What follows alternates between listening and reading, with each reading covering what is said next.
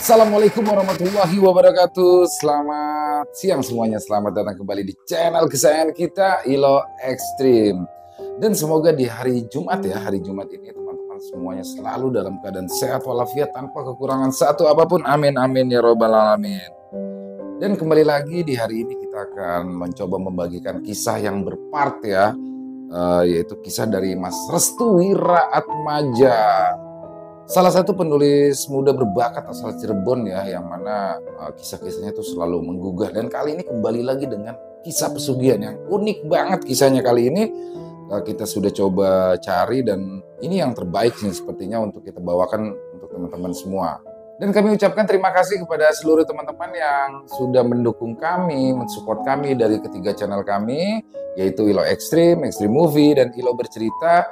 Yang mana karena kehadiran teman-teman lah kami selalu semangat berkarya di setiap harinya. Sehari 3 video dan itu video-video terbaik untuk teman-teman. Dan buat yang baru bergabung, halo, mungkin baru bertatap muka dengan saya. Dan yang buat baru bergabung, yuk diklik dulu tombol merah subscribe-nya, jangan lupa lonceng notifikasinya dinyalakan agar teman-teman selalu mendapatkan notifikasi dari konten-konten yang akan kami upload selanjutnya. Untuk Ilo Ekstrim ini kami upload setiap jam 1 siang. Dan di sini adalah kisah berpart, tapi setelah selesai satu part, kami akan memberikan kisah tamat ya. Bisa 1, bisa 2, tapi sementara sehabis kisah part kami berikan 1 kisah tamat. Dan kali ini kita akan kembali ke kisah part, yaitu kisah dari Mas Restu Wiraatmaja yang berjudul Ngunduh Jiwo. Dan gak pakai berlama-lama, langsung aja yuk kita masuk ke dalam kisahnya. Mode horor on. Misteri di keluarga Den Bagus. Sudah 7 orang wanita meninggal dunia dalam 1 bulan ini. Dan rata-rata orang yang meninggal dunia tersebut adalah wanita yang baru saja menikah.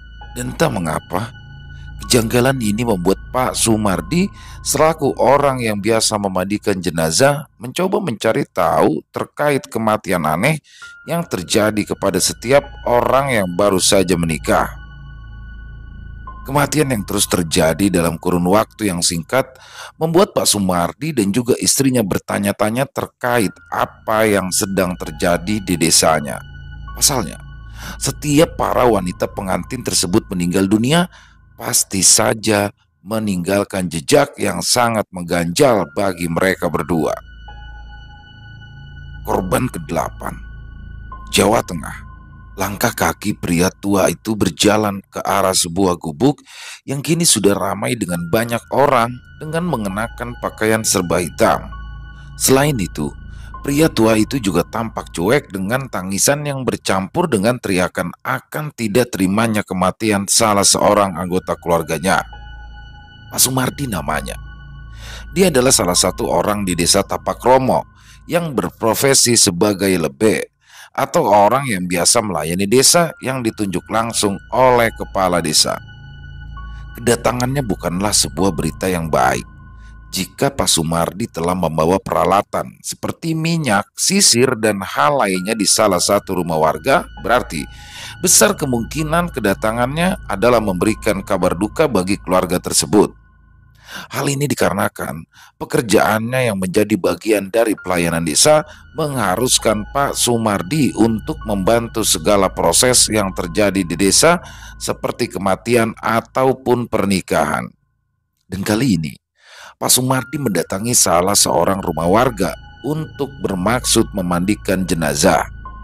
Namun karena memang jenazahnya wanita, biasanya Pak Sumardi dan juga istrinya hingga para warga menyebut mereka sebagai keluarga lebe. Kedatangan Pak Sumardi dan istrinya pun disambut hangat oleh keluarga almarhumah. Mereka berdua pun segera menemui keluarga Eli untuk menanyakan terkait keadaan almarhumah dan kapan rencananya proses pemandian akan dilaksanakan. Pak Sumardi, ucap dari keluarga almarhumah. Sudah siap semuanya? Tanya Pak Sumardi. Anu Pak, bagaimana kalau kita tunda 1 jam dulu Pak? Pinta orang tua almarhumah. Ditunda? Loh memangnya kenapa? Begini Pak, anak saya ini meninggal dalam keadaan tidak wajar. Dan sekarang tubuhnya menekuk seperti orang yang sedang merasakan kedinginan.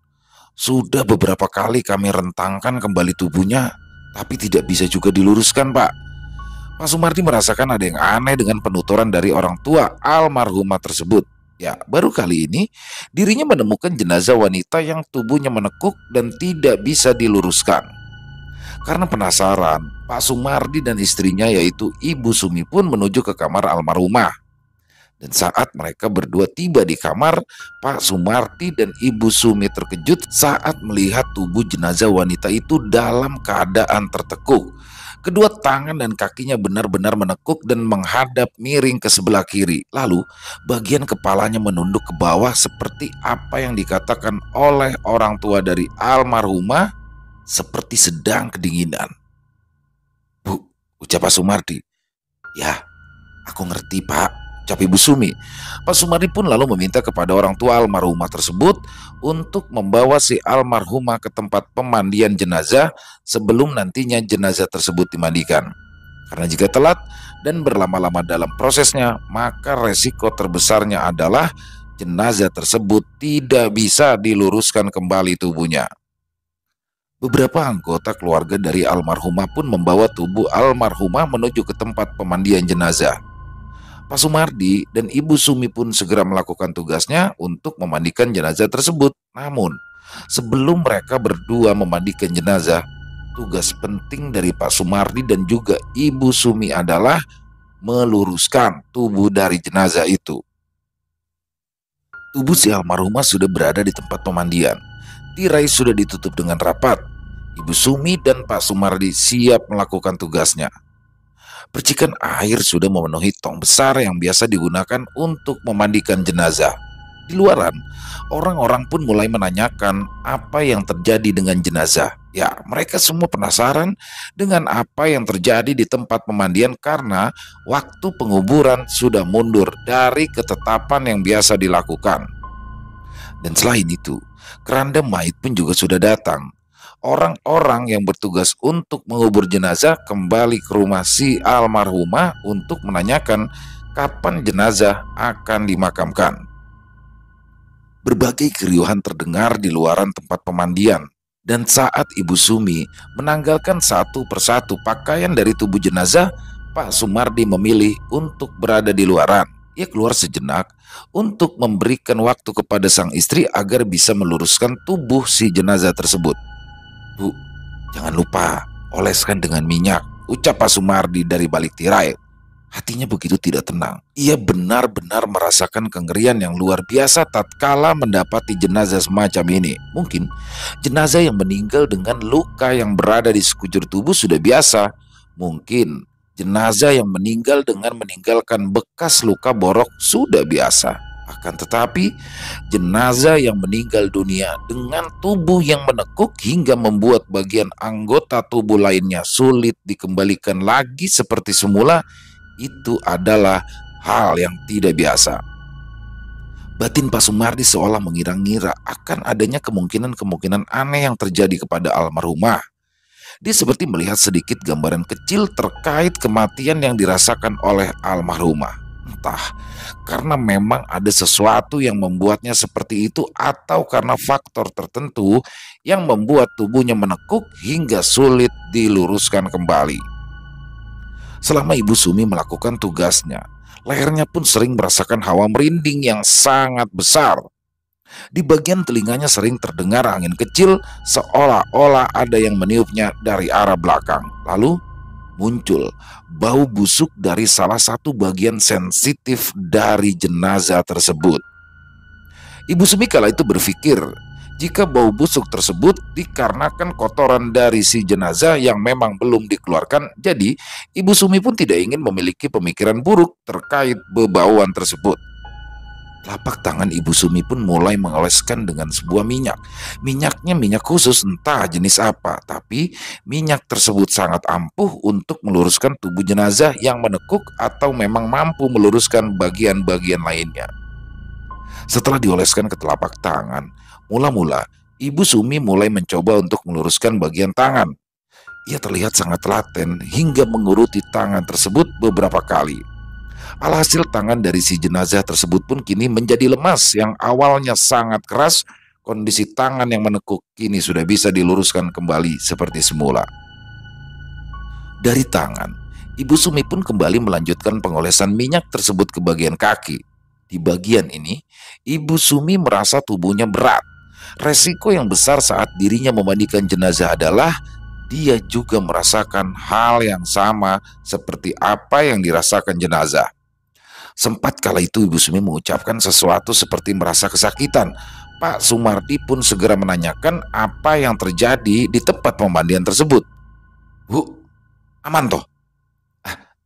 Aman Pak. Masih lama dah. Sebentar lagi kelar Pak.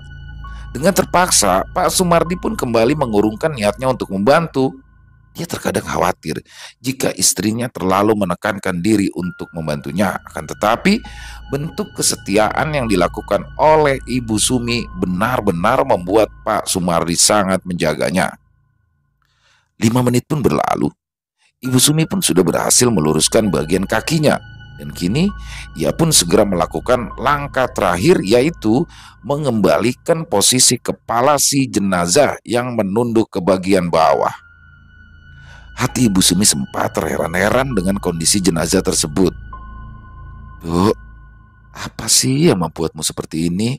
Mengapa setiap bagian tubuhmu serasa ditekan oleh sesuatu dan diikat satu sama lain? Apa yang membuatmu seperti ini, Duk? Hati nurani Ibu Sumi benar-benar terketuk saat melihat tubuh si jenazah yang tidak normal, seperti yang pernah ia mandikan sebelum-sebelumnya.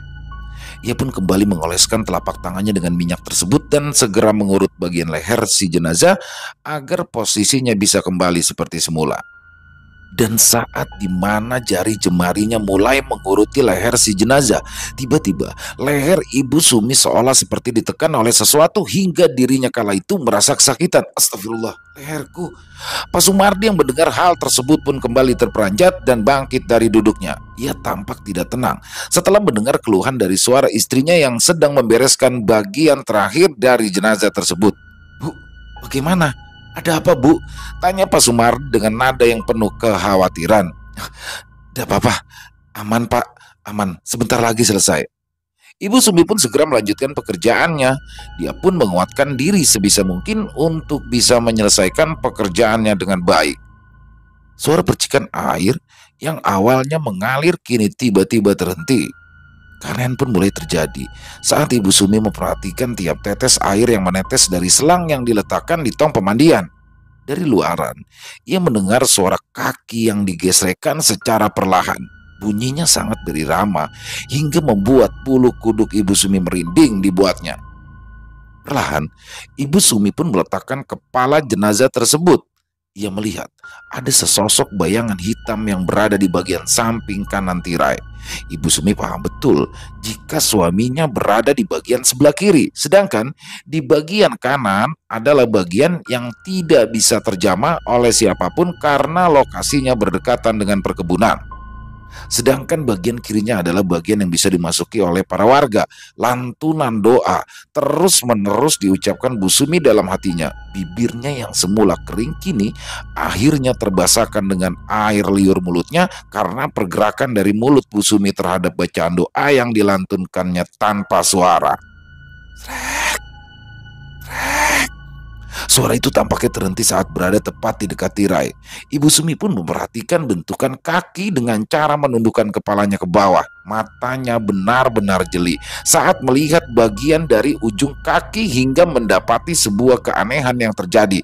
Bulu kuduknya seakan berdiri lebih dulu sebelum dirinya melihat secara lengkap keseluruhan tubuh seseorang yang kini tengah berdiri di bagian kanan tirai pemandian.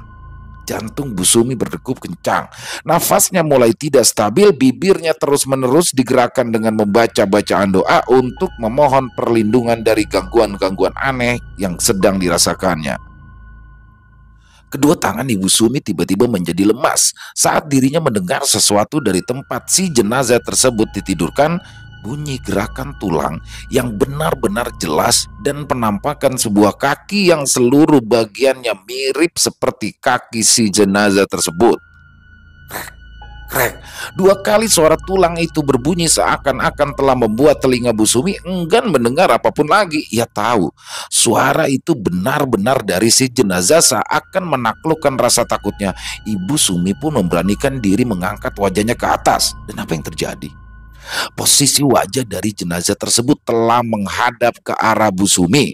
Jenazah tersebut seperti memelintir lehernya sendiri hingga mampu melihat tubuh Bu Sumi secara langsung yang sedang memantau hal lain di sekitarnya. Sorot matanya yang awalnya terpejam, kini tatapannya menatap tajam ke arah Bu Sumi. Dengan tatapan yang sangat mengerikan. Bu Sumi pun langsung berteriak karena itu. Ia pun kemudian menutupi wajahnya dengan kedua tangan, menjatuhkan diri di dekat tirai hingga membuat tirai bergerak karena tertimpa beban berat tubuhnya. Teriakan itu pun membuat Pak Sumardi langsung menerobos masuk ke dalam tempat pemandian. Ia terkejut saat melihat sang istri sudah menutupi wajahnya dengan kedua tangan sembari mengatakan, "Jangan, jangan ganggu. Kamu sudah mati. Kamu sudah tidak ada." "Bu, Ibu, ada apa?" Pak Sumardi segera menutup jenazah tersebut dengan menggunakan kain jarik. Ia tidak mau jika kedatangan kehebohan ini mengundang banyak orang. Dan jika itu terjadi, Pak Sumardi telah menjaga kehormatan jenazah sebagaimana mestinya. Dan benar saja, kepanikan yang dirasakan oleh Ibu Sumi ternyata mengundang keluarga dari jenazah tersebut. Mereka pun kemudian berbondong-bondong untuk mendatangi lokasi pemandian. Kedatangan mereka membuat Pak Sumardi semakin tidak tenang. Proses pemandian jenazah ini benar-benar kacau karena keanehan yang terjadi terus-menerus meneror Bu Sumi. Salah satu anggota dari keluarga si jenazah tersebut menanyakan perihal apa yang terjadi. Pak Sumardi pun kemudian menjelaskan bahwa keduanya merasakan ada keanehan yang terjadi pada si jenazah. "Pak, ada apa? Apa yang terjadi?" tanya salah satu kerabat keluarga jenazah tersebut. Pak Sumardi segera memapat tubuh Bu Sumi. Ia pun kemudian menatap tajam kepada salah satu anggota dari keluarga jenazah tersebut. "Kami akan selesaikan ini dengan cepat. Mohon tinggalkan kami berdua." "Loh, tapi kenapa tadi teriak-teriak? Apa yang terjadi?" tanya anggota keluarga tersebut. Pak Sumardi pun mulai mendekati pria muda itu. Ia kemudian menepuk pundaknya sembari meminta kepadanya untuk meninggalkan dirinya dan juga Bu Sumi. "Pak," ucap Bu Sumi dari dekat jenazah tersebut. "Dengarkan, nak. Kami ini sebenarnya merasa terbebani dengan pekerjaan kami. Tapi kami lebih merasa terbebani jika urusan kami belum selesai dan dirimu justru malah ingin tahu apa yang sudah terjadi saat ini." "Loh, tapi bagaimana? Bagaimana jadinya jika dirimu terkena gangguan aneh dari hal gaib?" Pemuda tersebut pun langsung memundurkan diri. Ia seperti merasa ketakutan tatkala Pak Sumardi menjelaskan bahwa yang baru saja terjadi adalah oleh karena gangguan gaib yang baru saja menyerang Bu Sumi secara nyata. Kepergian dari pemuda tersebut pun membuat Pak Sumardi dan Bu Sumi semakin tenang. Akan tetapi, Pak Sumardi segera meminta kepada istrinya untuk menyelesaikan pemandian tersebut dengan cepat. "Sudah, cepat selesaikan. Ada yang tidak beres dengan jenazah ini." "Ya Pak, betul. Ada yang tidak beres sama jenazah ini." Dan kali ini, pemandian pun berhasil dipercepat berkat dibantu oleh Pak Sumardi. Mereka berdua pun juga segera memandikan setiap bagian-bagian dari jenazah tersebut. Walau ada banyak kejanggalan dari jenazah wanita yang sedang mereka mandikan, tapi keduanya benar-benar tutup mulut akan hal tersebut. Mereka tidak menginginkan adanya kecurigaan dari para warga sehingga membuat aib dari jenazah tersebut menjadi tersebar ke seluruh penjuru warga desa Tapak Romo. Langkah selanjutnya, mereka berdua pun segera mengkafani jenazah si wanita tersebut. Dengan telaten, Ibu Sumi membungkus bagian-bagian tubuh dari jenazah wanita tersebut dengan hati-hati. Ia memastikan jika seluruh tubuh jenazah wanita tersebut tertutup dengan rapat. Setelah usai mengkafani, jenazah tersebut kemudian disolatkan. Banyak para warga yang sudah menunggu. Mereka pun segera memasuki rumah untuk menyolatkan si jenazah tersebut. Dari kejauhan, Pak Sumardi dan Bu Sumi hanya terduduk diam. Keduanya benar-benar merasa lelah dan pegal-pegal setelah melalui semua proses itu. Dan sebelum jenazah dibawa menuju ke pemakaman, Pak Sumardi pun menanyakan kepada Ibu Sumi terkait apa yang baru saja terjadi, sampai-sampai dirinya merasa ketakutan. Padahal Ibu Sumi ini terbilang sudah berpengalaman, sama seperti Pak Sumardi. Namun dilihat dari raut wajah yang tergambarkan saat itu, wajah Ibu Sumi terlihat sangat pucat dan penuh tekanan. "Apa yang aneh dari jenazah wanita itu, Bu?" tanya Pak Sumardi. "Aku mendapati banyak keanehan, Pak, di tiap tubuh jenazah itu. Mulai dari tubuhnya yang menekuk, serta aura merinding yang begitu kuat. Semuanya terasa dalam waktu yang bersamaan," jelas Ibu Sumi kepada Pak Sumardi. "Lalu, tadi kenapa Ibu teriak?" "Dia hadir saat proses pelurusan bagian kepala sedang dilakukan. Dan bersamaan dengan itu, terdengar sesuatu yang aneh," ucap Bu Sumi. "Sesuatu yang aneh?" "Benar, Pak. Seperti ada suara bebunyian tulang yang dipatahkan dalam waktu sekejap," jawab Bu Sumi. Ya, suara bebunyian tersebut masih terngiang-ngiang di telinga Bu Sumi. Bagaimana tidak, setelah suara itu muncul, Ibu Sumi sempat terkejut tatkala ia melihat bagian kepala dari jenazah tersebut berbalik ke arahnya. Bisa dikatakan bagian kepalanya berbalik dari tubuh aslinya.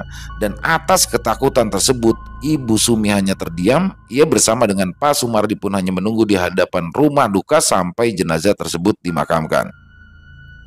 Setelah jenazah disolatkan, jenazah tersebut kemudian dimasukkan ke dalam keranda, lalu dibawa menuju ke pemakaman oleh para warga dan keluarga jenazah sembari menggaungkan kalimat tarjih. Di malam hari, setelah pemakaman jenazah tersebut, Ibu Sumi kala itu masih melihat suaminya, Pak Sumardi, yang sedang duduk diam di depan rumah, seolah seperti ada beban yang menyangkut di pikiran suaminya.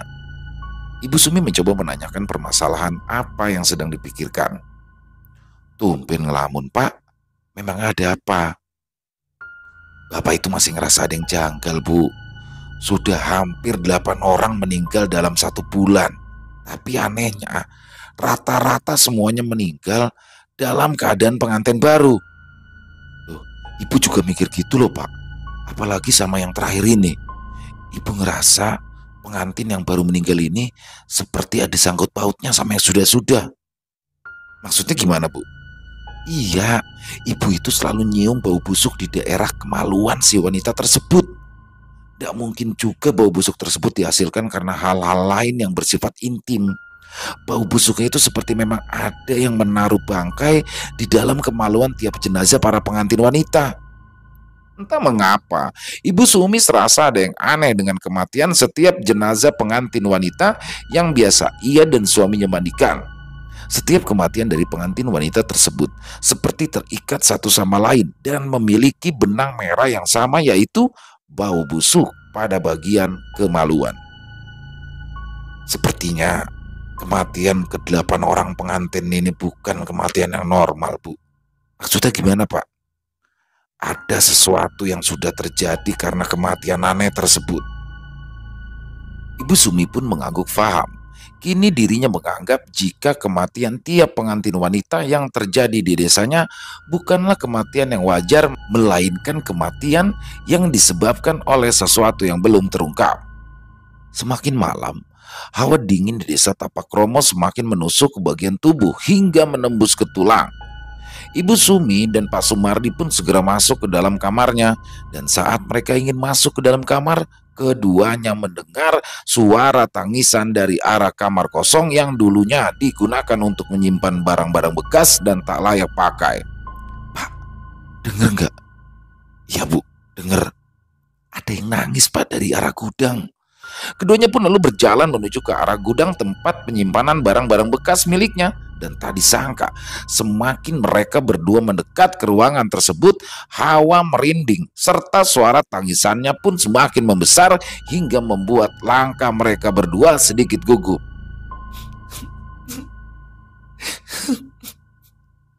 Pak Sumardi dan Bu Sumi pun kemudian membuka kamar gudang tersebut. Dengan keadaan tangan yang sedikit gemetar, mereka berdua pun terkejut saat melihat penampakan seorang wanita yang sudah berbalut kain kafan lusuh sedang terduduk. Lalu, tidak berselang lama, sosok wanita itu menengok ke arah Pak Sumardi dan juga Ibu Sumi sembari mengucapkan kalimat yang menakutkan.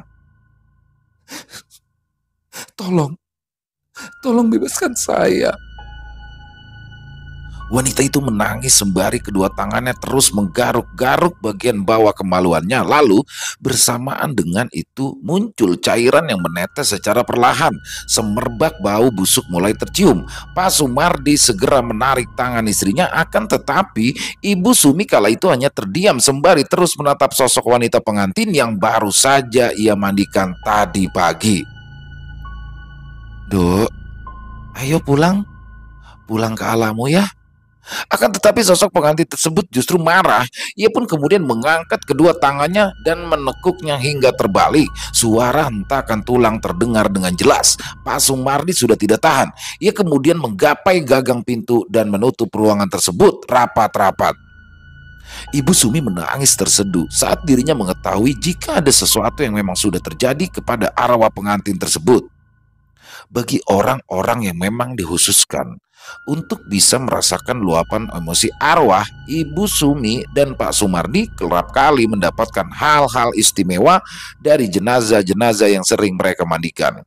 Dan salah satunya adalah jika ada jenazah yang meninggal dunia dengan keadaan yang tidak wajar, arwah dari jenazah tersebut akan hadir di malam hari saat dimana dirinya dimakamkan. Lalu, biasanya arwah dari jenazah tersebut akan meluapkan emosinya di hadapan Ibu Sumi dan juga Pak Sumardi dengan bentuk yang berbeda-beda.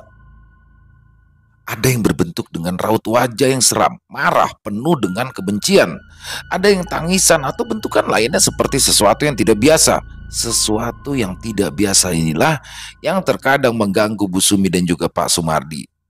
Ia bahkan harus rela menahan rasa sakit yang dirasakan oleh arwah tersebut untuk nantinya akan mereka berdua sampaikan terkait penyebab kematian dari jenazah tersebut. Dan sesuatu yang tidak biasa ini disebut dengan teror sepanjang hari. Jawa Tengah, 1 tahun setelah kejadian itu, 7 hari sebelum pesta pernikahan. Duh, ayo tenan kowe Din, ucap Bima selaku orang yang biasa merias pengantin. Ya, Dini Puspita Sari namanya. Dia adalah seorang wanita yang sudah menginjak usia matang untuk melanjutkan kehidupannya ke jenjang selanjutnya.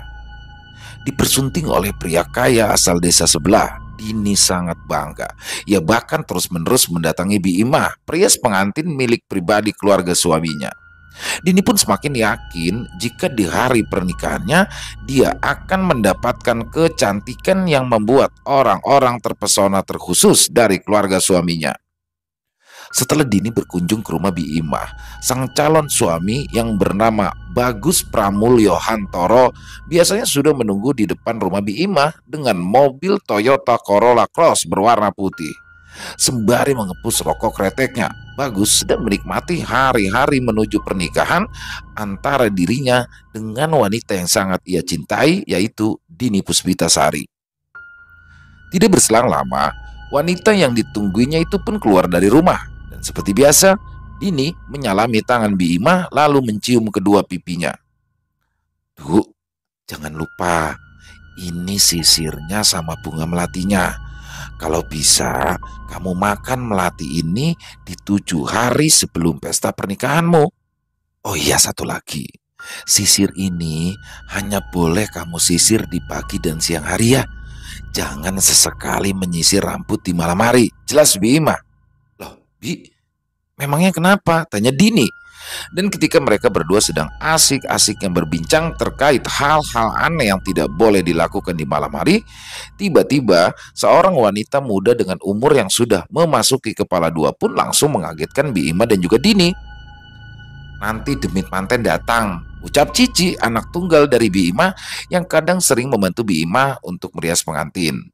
Dini dan Bima pun langsung terkejut saat dikagetkan oleh Cici. Namun, tidak berselang lama, mereka berdua pun tertawa kembali.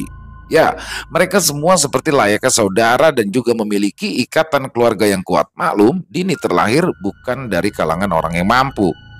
Ayah dan ibunya hanyalah seorang petani yang ada di desanya, dan saat pernikahan akan dimulai, ayah dan ibunya terpaksa harus melakukan apapun karena yang nantinya itu menjadi calon mertua dari Dini adalah seorang bos besar di desa sebelah. Setelah mereka bertiga berbincang-bincang, Dini pun izin pamit karena Mas Bagus sudah menunggunya di halaman rumah Bima. "Hi, Cici, Dini pulang dulu ya," ucap Dini dengan menundukkan kepalanya. Imah dan Cici pun mengizinkan Dini untuk pulang. Keduanya tampak tidak sreg dengan sikap Mas Bagus yang tidak mau masuk setiap Dini berada di rumah Imah. Setelah berpamitan pulang, Dini pun segera menghampiri Bagus. Mereka berdua pun saling peluk dan meluapkan rasa rindu dan kangen. "Sudah sayang?" tanya Mas Bagus. "Sudah Mas." Aku boleh ngomong sesuatu nggak?" tanya Dini. "Boleh dong sayang. Tapi nanti di dalam mobil aja deh. Nanti ketahuan sama Ima sama Cici kalau ngomongin di sini." Senyum Dini sembari mengarahkan pandangannya ke arah Ima dan juga Cici. Ima dan Cici yang tahu saat keduanya sedang menjadi topik pembahasan hanya bisa tersenyum sambil tertawa ringan. Dini pun lalu melambaikan kedua tangannya sebelum dirinya memasuki mobil Toyota Corolla Cross milik suaminya. Mesin mobil pun dinyalakan. Bunyi suaranya yang menggelegar ditambah dengan elegannya mobil tersebut membuat Bima dan juga Cici sangat terpesona dengan anak tunggal dari bosnya tersebut. Bima yang memang sudah bekerja bersama dengan kedua orang tua Bagus sangat menyadari jika Bagus adalah salah satu anak yang paling beruntung di dunia. Sejak kecil, keinginan Bagus selalu dituruti oleh kedua orang tuanya. Bahkan untuk hal-hal yang tidak mampu dibelinya untuk anak semata wayangnya, yaitu Cici, kedua orang tua Bagus mampu menyulapnya bagaikan debu yang bertebaran di udara. "Dan Bagus itu anak yang beruntung ya, Nduk," ucap Bima kepada anaknya Cici. "Iya Bu, kok aku jadi iri ya sama Dini. Dia bisa dapetin Mas Bagus, sudah ganteng, tajir, wangi, kaya raya, anak tunggal dari bos besar lagi di desa. Apalagi yang kurang?" senyum Cici. Mobil pun kemudian berjalan pelan meninggalkan rumah Bima. Mereka berdua melanjutkan perjalanannya untuk mengisi hari-hari sebelum pesta pernikahan dimulai. Di dalam mobil, Dini masih terdiam. Tampaknya moodnya langsung berubah seketika tatkala dirinya meninggalkan rumah Bima. Seperti ada sesuatu yang mengganjal. Dini hanya terdiam sembari menatap ke arah jendela mobil. "Sayang, kok diem aja?" katanya mau ngobrol, tanya Bagus sembari menyetir mobil kesayangannya dengan tenang. "Aku mau tanya sesuatu Mas, dan ini tentang Bima dan juga Cici," ucap Dini. "Ya boleh dong, ayo silakan tanya. Kamu mau nanya apa tentang mereka? Kan mereka juga sudah merasa di bagian keluargaku juga. Ayo, bilang kamu mau tanya apa." Tidak seperti biasanya, Bagus sangat cerewet. Hal ini ia lakukan agar tidak membuat calon istrinya sedih dan stres terkait hal-hal kecil yang mengganjal di dalam hati. Bagus pun tidak mau jika nantinya saat keduanya sudah berumah tangga, hal-hal seperti ini tidak bisa diselesaikan dan justru akan membuat bukit-bukit masalah yang besar. Karena itulah, dengan segala kerendahan hatinya, Bagus pun berusaha untuk menyenangkan calon istrinya dengan apapun caranya. "Aku mau tanya sesuatu deh Mas. Kenapa setiap kali aku ada di rumah Bimah, kamu itu gak pernah mau masuk ke dalam rumahnya? Kenapa kamu cuma ada di depan rumah dan berdiri dekat mobil? Kenapa gak lihat aku yang lagi dirias gitu?" Bagus kala itu hanya terdiam. Dia pun tidak langsung menjawab pertanyaan yang baru saja dilontarkan oleh Dini saat itu juga. Kini, ia hanya fokus ke depan untuk melihat jalanan yang semakin ramai saat mulai memasuki jalan raya. "Mas, kok diem?" "Nggak apa-apa sayang. Aku cuma nggak enak aja kalau ngerokok di dalam rumah Bima. Jelas Bagus." "Loh, tapi kan Bima juga ngerokok." Selalu saja wanita memiliki alasan untuk bisa menerima jawaban yang sesuai dengan hati dan diterima dengan baik oleh pikirannya. Selama hal tersebut tidak terjadi, makhluk berjenis kelamin wanita ini akan terus-menerus mencecar pasangannya dengan berbagai macam pertanyaan konyol yang seharusnya tidak ditanyakan. Itulah wanita. Oke, aku jawab." Bagus pun menghela nafas sejenak. Sebenarnya dia tidak mau untuk membahas hal ini. Yang ia inginkan adalah ketentraman hatinya dan juga calon istrinya. Namun, karena pertanyaan tersebut selalu ditekan, maka mau tak mau Bagus harus menjawabnya dengan sedetail mungkin kepada Dini. Jadi gini sayang, aku itu dari kecil sudah diasuh oleh Bi Imah, dan keluargaku juga sudah menjadikan Bi Imah sebagai perias pengantin pribadi dari salah satu usaha yang bapakku miliki. Nah, namun di lain sisi, aku tuh merasa risih sama anak tunggalnya yang bernama Cici. Dia kadang memberikan kepadaku perhatian yang lebih. Ya wajar saja sih, aku adalah tuannya. Tapi aku tetap tidak suka jika hal itu melebihi dari garis perhatian wanita pada umumnya. Setelah mendapatkan penjelasan detail dari Bagus, Dini kini baru memahami akan alasan calon suaminya ini tidak mau masuk ke dalam rumah Bi Ima. Ya, salah satu alasannya adalah karena anak dari Bi Ima sendiri, yaitu Cici. Memang benar, ketika Mas Bagus datang, orang yang pertama kali menyambutnya dengan senang hati adalah Cici. Sambutannya bahkan melebihi dari apa yang Dini kira. Baru saja suara mobilnya berdenging di telinga Cici, ia pun sudah menyiapkan wedang teh manis kesukaan Mas Bagus. Lalu, dia juga kerap memberikan makanan-makanan pasar dan yang lainnya agar Mas Bagus lebih lama berada di rumah Bi Imah. Lagi-lagi, Dini kembali terdiam. Entah, hati seorang wanita terbuat dari apa? Jika bisa diibaratkan, hati wanita itu layaknya kain sutra yang memiliki tekstur yang halus, lembut, namun tidak licin. Sama seperti hati wanita, hatinya sangat sensitif dan sulit menerima banyak alasan yang tidak sesuai dengan kata hatinya. Walaupun bibir mengucapkan kata tidak, hati wanita tidak seperti itu. Justru hati wanita adalah salah satu perasaan yang sulit untuk ditebak dan disangka-sangka. "Kamu marah lagi ya?" tanya Bagus. "Enggak, aku nggak marah kok." Bohong. Buktinya pipinya langsung merah. Udah Bagus ya. Bagus mencoba untuk membuat guyonan yang menjadikan mood Dini menjadi lebih baik. Dan benar saja, atas godaan dan guyonannya tersebut, Dini pun kini kembali tersenyum. Bagus benar-benar sudah berhasil meluluhkan hati Dini yang terkadang mudah dipengaruhi oleh orang lain. Selain itu juga, Bagus sudah berhasil membuat Dini menjadi wanita yang sempurna. Dia benar-benar tidak memandang siapa keluarga Dini, entah itu petani, orang kaya, pengusaha, pejabat, atau yang lainnya. Bagus pun tetap mengedepankan cinta dan kasih sayang dibanding ribuan rajat yang mampu membutakan mata cintanya. "Sayang, kalau ada apa-apa, kamu bilang ya, biar aku tahu. 1 minggu lagi kita itu mau menikah. Masa kamu kalau ada masalah masih diem-dieman aja? Kan biar aku tahu juga." "Ya, maafin aku ya." Bagus pun lalu mengelus rambut Dini. Dini menyandarkan kepalanya di pundak Bagus. Sungguh indah kisah percintaan mereka berdua. Di saat bunga sedang bermekaran, lebah yang menghinggap dengan senang hati memberikan madunya. Di saat dua pasangan sedang bermesraan, kisah cinta akan menjadi sebuah catatan baru dalam kehidupan yang semu. Perjalanan pun kembali dilanjutkan. Waktu kala itu sudah menunjukkan pukul 5:30 sore. Bagus mempercepat laju mobilnya. Setelah membawa Dini memutar-mutar di tempat yang ia sukai, kini saatnya Bagus mengantarkan calon istrinya ini pulang ke rumah. Walau bagaimanapun juga, Bagus tetap mengedepankan kehormatan kedua orang tuanya. Ia dididik menjadi pria sejati yang taat akan aturan yang telah dijalankan. Hatinya sudah terbentuk menjadi seorang ksatria.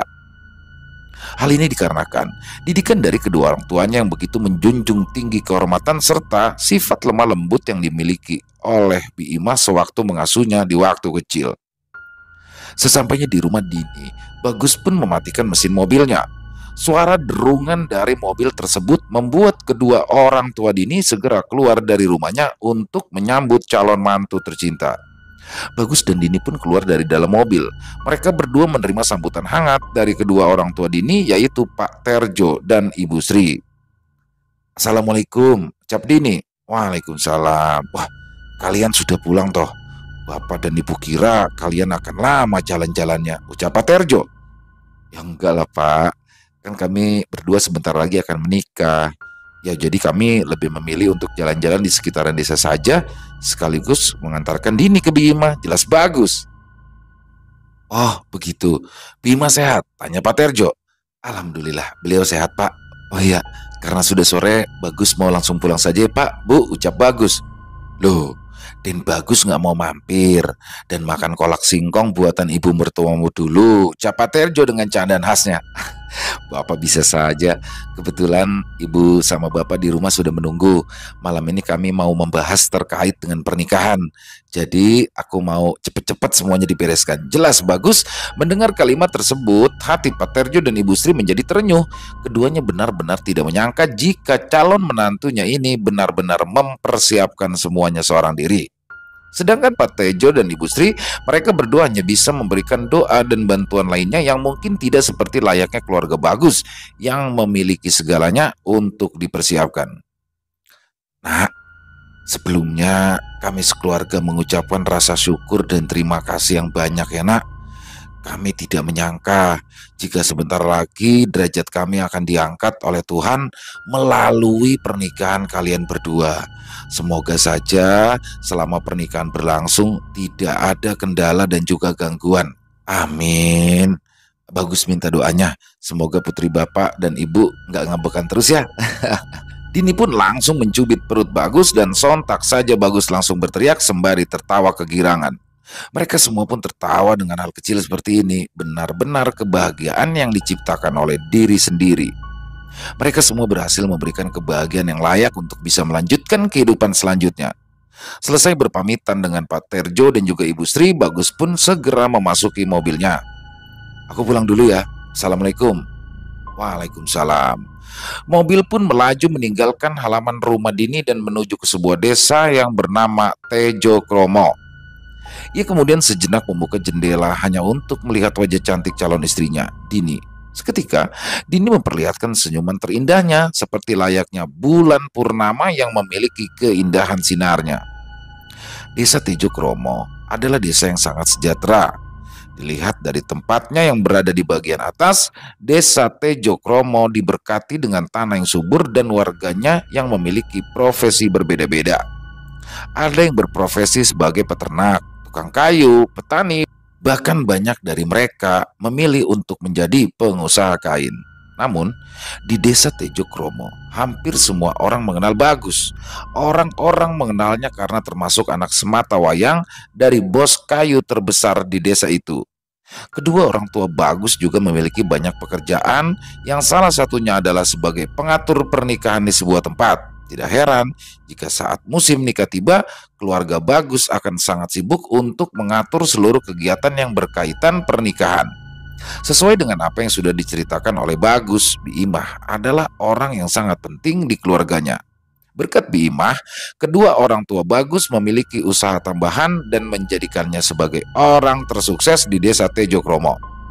Namun berbeda dengan apa yang sudah terjadi dan selalu terdengar di masyarakat, keluarga dari Bagus tidak hanya dikenal dengan hal-hal baik saja.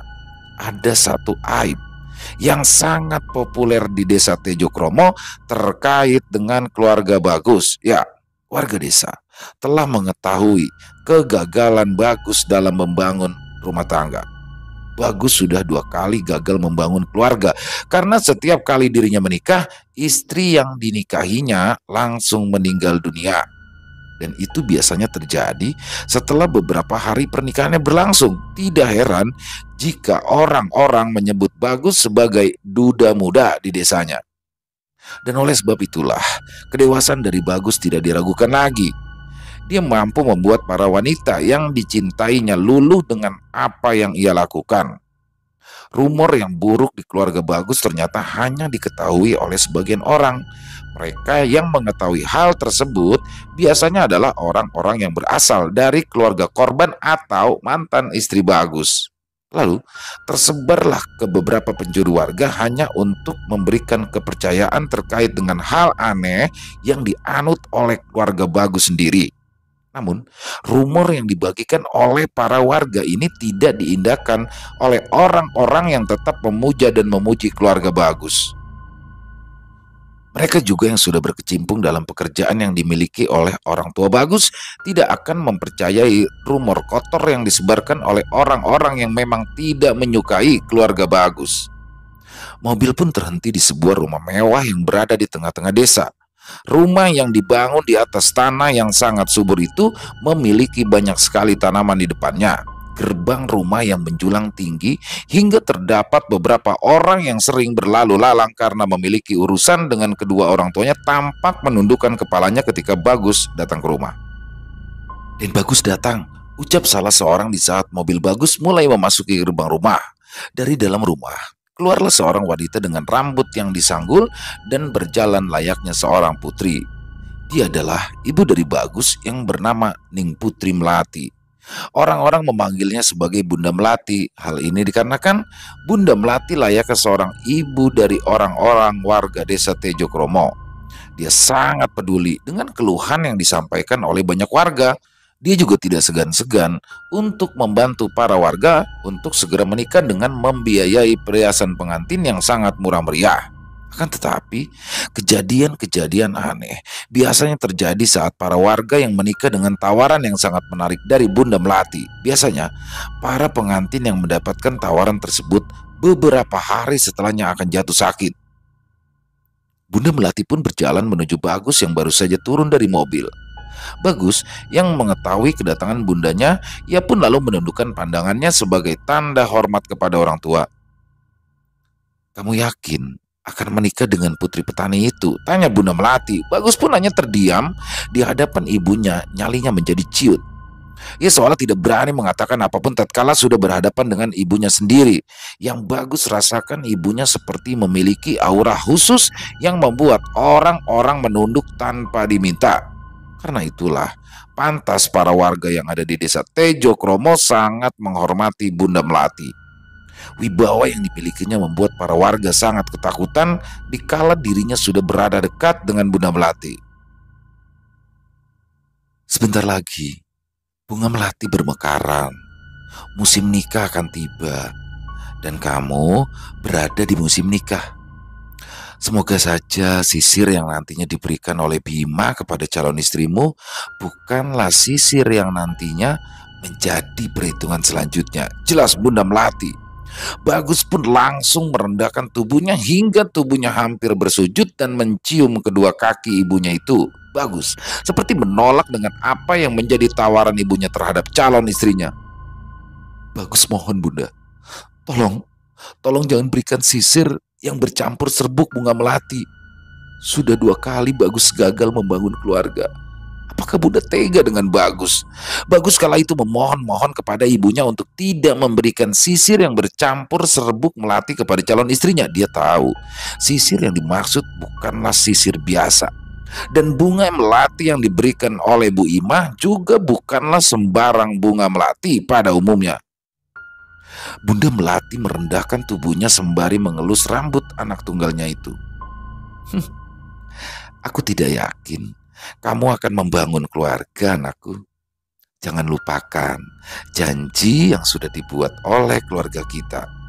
Bunda Melati pergi meninggalkan Bagus yang kala itu masih menundukkan kepalanya hingga menyentuh tanah.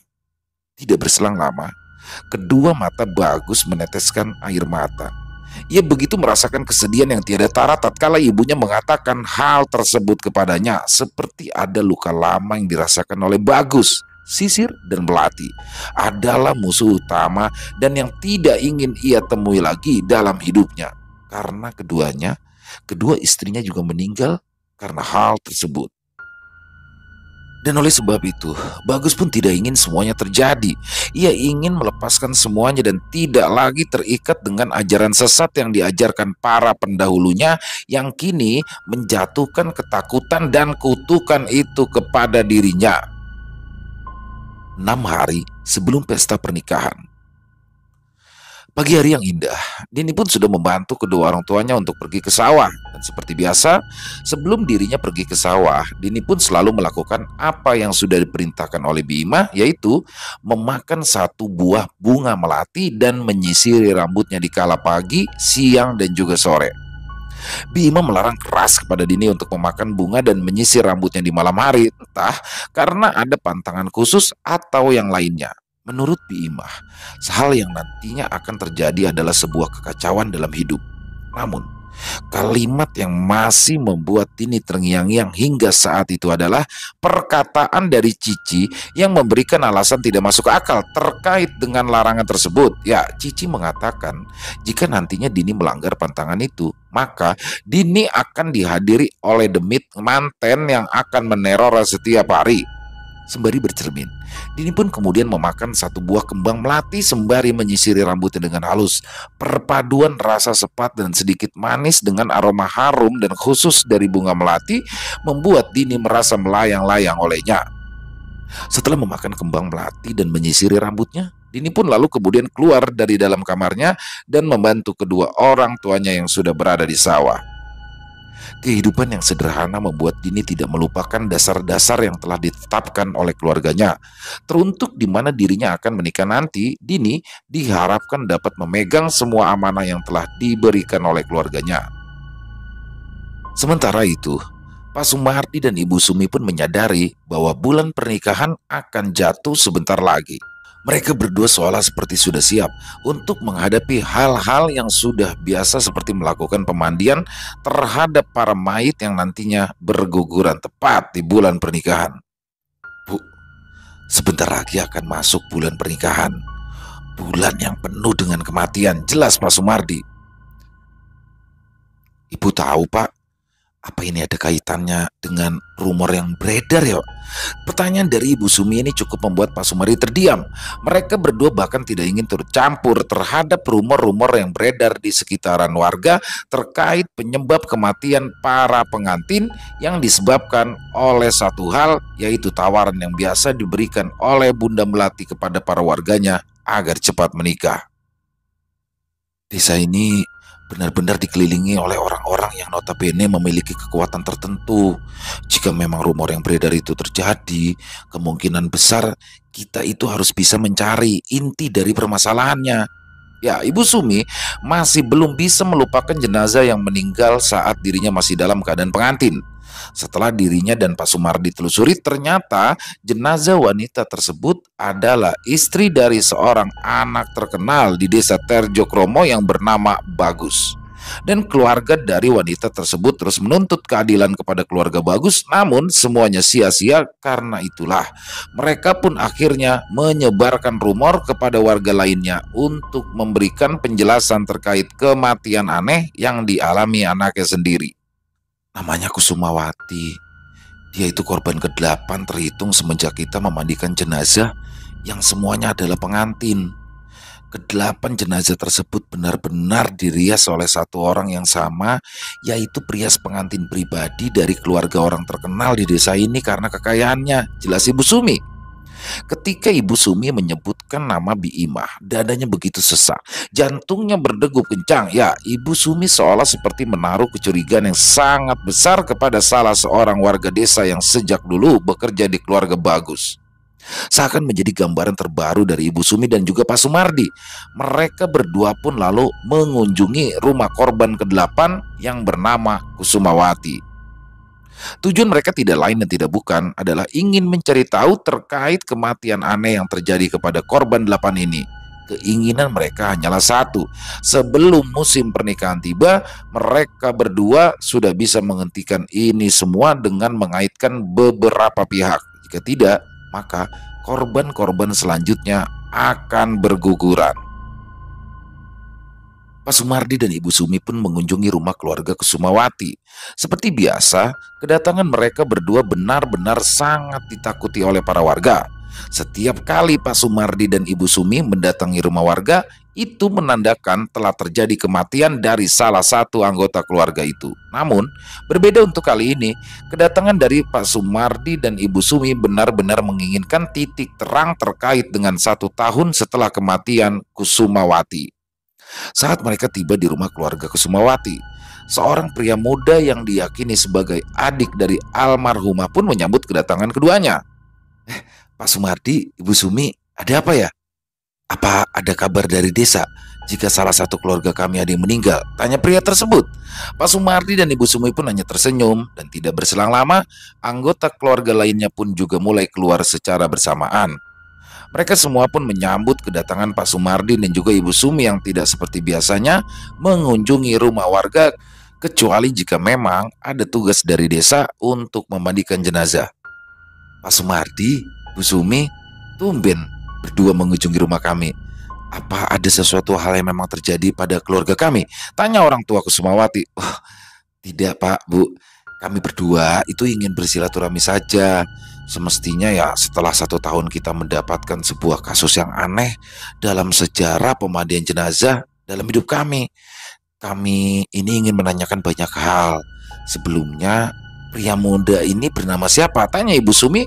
Pria muda yang diyakini sebagai adik dari almarhumah Kusumawati pun terkejut saat dirinya menjadi pembahasan pertama dalam obrolan yang disajikan oleh Pak Sumardi dan keluarganya. Anu, nama saya Jeka Kusuma, Bu. Bu Sumi pun hanya tersenyum. Ia kemudian kembali menatap ke arah orang tua almarhumah dengan tatapan yang serius tapi sedikit santai. Oh, dia ini bernama JK. Dia anak yang paling bungsu di keluarga kami. Semenjak kematian Kusumawati, kami berdua benar-benar dalam keadaan yang menderita. Jelas orang tua Kusumawati. Kalau boleh tahu, apa benar Kusumawati dulunya itu dipersunting oleh anak dari bos kayu di desa ini? Namanya, kalau tidak salah, ya benar, dia adalah anak iblis, keparat dan bajingan di desa ini, Bagus Pramulyo Hantoro. Dia sengaja menyunting putri kami hanya untuk ambisi orang tuanya. Pak Sumardi dan Ibu Sumi yang mendengar hal tersebut pun langsung terkejut dengan sumpah serapa yang keluar dari mulut Bapak Kusumawati. Bahkan dia juga telah menyimpulkan jika kematian anaknya itu hanya dipergunakan untuk keperluan pribadi dari keluarga Bagus. Ambisi orang tuanya. Memangnya Pak Sumardi dan Bu Sumi belum tahu tentang rumor daripada korban pengantin di desa? Hah? Rias dari keluarganya itu memiliki ingon-ingon atau peliharaan.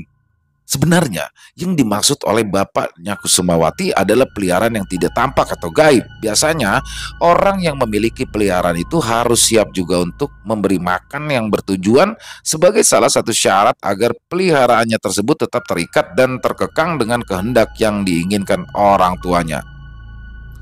Sebelum Kusumawati dipersunting, 7 hari sebelumnya, dia itu selalu disuruh oleh orang tua Bagus ini untuk mengunjungi ke rumah salah satu perias pengantin pribadinya.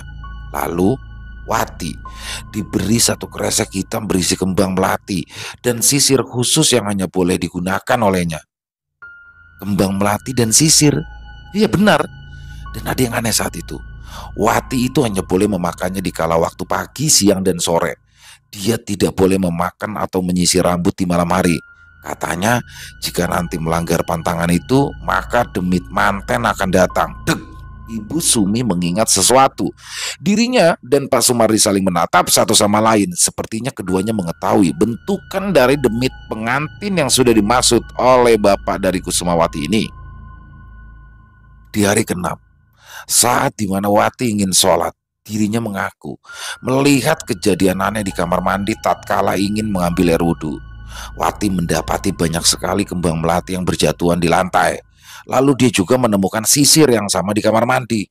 Tapi tiba saat dimana dirinya mengambil satu persatu kembang melati yang berada di lantai itu, tiba-tiba di sini Pak Sumardi dan Bu Sumi sangat serius mendengarkan cerita sebelum kematian Kusumawati dan juga penyebab tubuhnya menjadi menekuk seperti orang yang seolah sedang kedinginan. Demit manten itu menghampiri Wati hingga merasuki dan bersemayam di tubuhnya selama pernikahan tiba. Jadi saat pernikahan tiba, yang dinikahinya itu bukan Wati, melainkan, tanya Ibu Sumi dengan penuh penasaran. Ya, ingon-ingon yang dimiliki perias pengantin tersebut. Dan ternyata semua itu atas suruhan dari keluarga Bagus.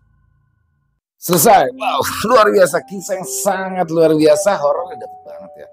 Dan ini unik nih, unik dan baru-baru dengar juga saya nih, baru tahu jika ada tipe pesugihan yang seperti ini dan culas banget ya. Dia mengambil korban-korbannya itu dari warga sekitaran. Dan yang lebih bikin kesel lagi nih, korban-korbannya adalah para pengantin baru ya, yang mana dijodohkan oleh anaknya, lalu meninggal dalam keadaan pengantin baru. Dan semakin penasaran aja ya, sebenarnya Den Bagusnya sendiri gimana sih, dan sosok Ibu Melati ya, Bunda Melati, disebut Bunda Melati ini baru-baru ditampilkan sosok ibunya saja nih, untuk ayahnya belum. Dan sosok Bunda Melati ini di part 1 ini masih digambarkan sebagai sosok yang apa ya, kepada masyarakat perhatian tapi sebenarnya kejam banget. Semakin penasaran ya untuk part 2-nya nanti kita lanjutnya gimana. Yang pasti keren banget. Sekali lagi Mas Restu terima kasih atas kisahnya, dan semoga teman-teman semua bisa terhibur ya dengan kisah yang barusan. Jangan lupa untuk terus mengikutinya sampai dengan selesai. Part 2-nya besok. Ya, yang punya komentar lain silakan bisa dituliskan di kolom komentar, ataupun sekedar saling menyapa ya, silakan bisa ditulis. Insya Allah kami akan membalasnya satu persatu. Dan buat teman-teman yang suka dengan videonya, bisa diklik tombol like-nya, tombol jempolnya. Bisa juga di-share videonya ke teman-teman yang lain ataupun saudaranya ya, agar yang lain bisa ikut terhibur. Dan sekali lagi buat yang baru bergabung atau mungkin yang sudah lama bergabung tapi masih lupa nih buat ngeklik tombol subscribe-nya, yuk diklik dulu tombol merah subscribe-nya, dan jangan lupa lonceng notifikasinya dinyalakan agar teman-teman selalu mendapatkan notifikasi dari konten-konten yang akan kami upload selanjutnya. Untuk Ilo Ekstrim setiap jam 1 siang, lalu di jam 7 malamnya ada Ekstrim Movie, di jam 10 malamnya ada Ilo Bercerita. Ya, buat teman-teman juga mungkin ada yang punya kisah yang bertemakan horor misteri yang diangkat dari kisah pribadi ya, dari kisah nyata. Jika memang berkenan untuk dibagikan ke kami, lalu akan kami upload ke salah satu di antara ketiga channel kami, silakan bisa dikirimkan nomor telepon yang ada di bawah sini nih. 0878 4509 4752. Ya, ditunggu ya teman-teman kiriman kisahnya. Dan buat teman-teman yang sudah mengirimkan kisah, kami ucapkan terima kasih. Dan buat teman-teman mungkin yang sudah mengirimkan kisah tapi kisahnya belum dibawakan, harap bersabar ya, karena memang masih harus melalui proses penggarapan dulu agar lebih nikmat, lebih nyaman untuk teman-teman yang lain mendengarkan. Dan di akhir kata, saya Ilo mengucapkan permohonan maaf apabila dalam pembawaan kisahnya tadi ada kesalahan saya dalam berkata-kata, ataukah ada kata-kata saya yang kurang berkenan di hati teman-teman. Saya mohon dibukakan pintu maaf yang seluas-luasnya, karena saya hanyalah manusia biasa, tempatnya salah dan dosa. Dan sampai jumpa lagi di konten-konten kami selanjutnya yang pasti tidak kalah serunya, yang pasti tidak kalah horornya, masih bersama saya Ilo di Ilo Ekstrim. Salam sehat sukses selalu untuk kita semua. Amin amin ya robbal alamin. Wassalamualaikum warahmatullahi wabarakatuh.